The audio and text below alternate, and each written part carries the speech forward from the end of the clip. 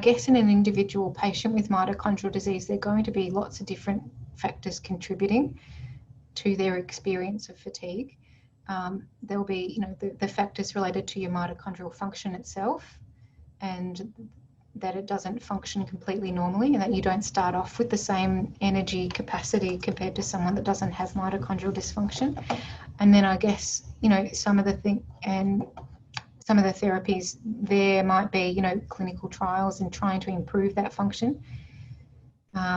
People always ask about supplements, and it's really hard to answer because it's really hard to do a good study in supplements, but there are specific populations that might benefit. So coenzyme Q10 deficiency patients would definitely benefit from taking coenzyme Q10. Everyone else, it's just, having a try to see, because maybe, but I don't think we'll ever have the evidence there to support that. So it's just about giving it a try. Then I suppose other components. So if you have daytime sleepiness and you might have sleep apnea, perhaps treating the sleep apnea might be relevant in treating other sleep disorders, identifying depression and treating that with different approaches.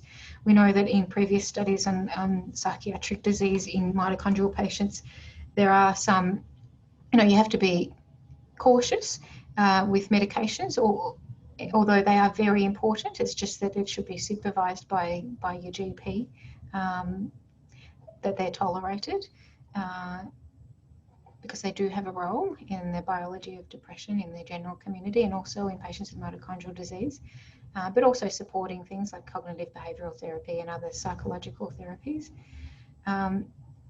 Reviewing medications that you're on and just checking to see if any of those might be contributing. Ruling out additional things, so seeing the GP or your neurologist or other specialists that there aren't other things going on.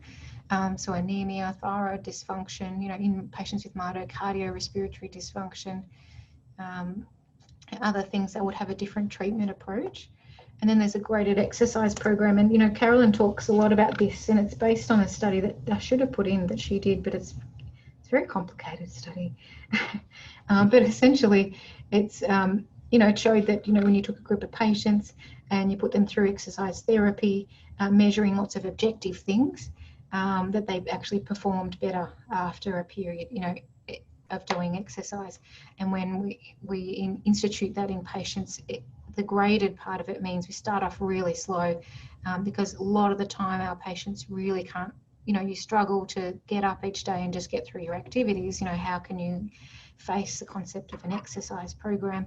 But it's just a couple of minutes a day of doing something every day, and then after a week or two, maybe a couple more minutes or one more minute, and with the expectation that you will have setbacks, and then you start again at the beginning, and with the proviso that your heart and your lungs are normal to start with, because it's we want to make sure it's not risky in patients, and all the patients she did in had normal cardiac function, I think.